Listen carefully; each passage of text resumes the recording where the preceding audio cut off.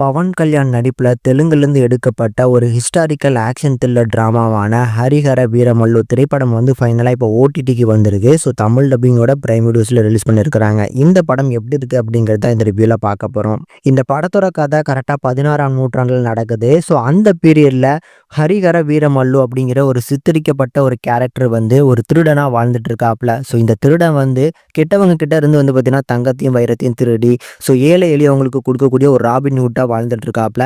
இவர்கிட்டக்க முக்கியமா ஒரு மன்னர் வந்து விலைமதிக்க மிக்க ஒரு வைரத்தை வந்து பார்த்தீங்கன்னா கொள்ளையடிச்சு கொண்டு வர சொல்றாப்புல. கோஹினூர் வைரம் அப்படிங்கிற ஒரு முக்கியமான வைரம். ஸோ இந்த வைரத்தை திருடுறதுக்காக ஒரு செட்டு சேர்க்கிறாப்புல அவர் பக்கத்துல. அந்த ஆட்களோட சேர்த்து அந்த வைரத்தை தான் அவர் திருட போறாரா, உண்மைக்கும் அவருக்கு என்ன வேணும் அப்படிங்கிறத ட்விஸ்ட் அண்ட் டர்ன்ஸோட சொல்ல நினைச்சிருக்க படம் தான் இந்த ஹரிஹர வீரமல்லு. இந்த படத்தை பொறுத்தளவுக்கு எப்படி இருந்துச்சு அப்படின்னா, ஒரு ப்ரொடக்ஷன் வைஸா பார்க்கும்போது அந்த செட் ஒர்க் இதெல்லாமே சூப்பரா பண்ணியிருந்தாங்க.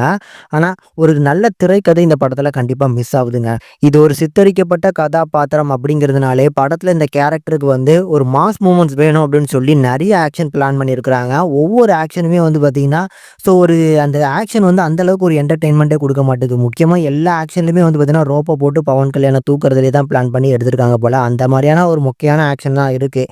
இதை தாண்டியுமே மற்ற கேரக்டர்ஸுமே ப்ராப்பராக ஹேண்டில் பண்ணலை. என்ன கேட்டால் ஒரு ரொம்ப சுமாரான ஒரு படம் தான். ஆனால் தாராளமாக இந்த ஆக்ஷன் மூவிஸ் எந்த ஒரு லாஜிக்குமே இல்லாமல் பார்ப்பீங்க அப்படின்னா கண்டிப்பாக யோசிக்காமல் ட்ரை பண்ணி பாருங்கள். ஏன்னா படத்தில் ஆக்ஷனில் லாஜிக்கும் இருக்காது. அதனால் அதை மைண்டில் வச்சுட்டு ட்ரை பண்ணி பாருங்கள்.